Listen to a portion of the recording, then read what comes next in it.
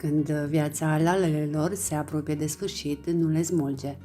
În schimb, îndepărtați florile moarte doar prin tăierea tulpinilor.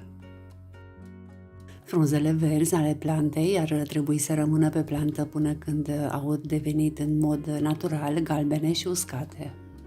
Îndepărtarea lalelelor imediat după ce florile se estompează este crucială, deoarece împiedică plantele să-și pună energia în dezvoltarea semințelor. Prin tăierea capului florii, planta își poate concentra energia pe producerea decalajelor bulbilor sub pământ. După ce lalelele înfloresc și se usucă, folosește farfece pentru a tăia capetele de flori moarte.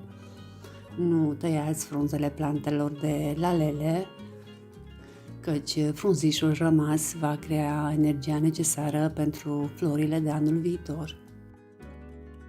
Dacă solul este sărac, se poate aplica un îngrășământ de înaltă calitate pentru bulbi după ce lalelele au terminat de înflorit.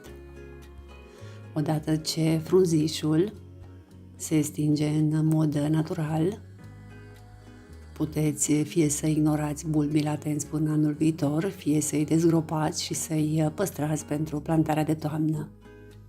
Lăsarea frunzelor timp de 4-6 săptămâni după înflorire permite plantei să absoarbă lumina soarelui și să producă energie care este stocată sub pământ în noi bulbi de lalele care cresc din bulbul principal.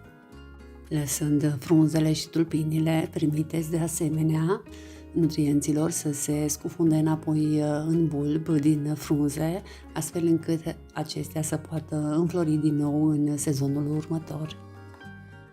Frunzele ar trebui să fie galbene sau maro înainte de a le tăia. Frunzele pot fi tăiate la nivelul solului dacă bulbii urmează să fie lăsați în pământ în timpul verii. Bulbii de lalele nu trebuie scoși din pământ.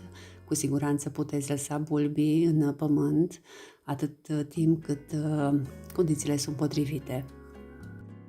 Dar dacă intenționați să udați și să fertilizați locul din grădină destul de des în lunile iulie și august, ar fi mai bine să scoateți bulbii pentru depozitare.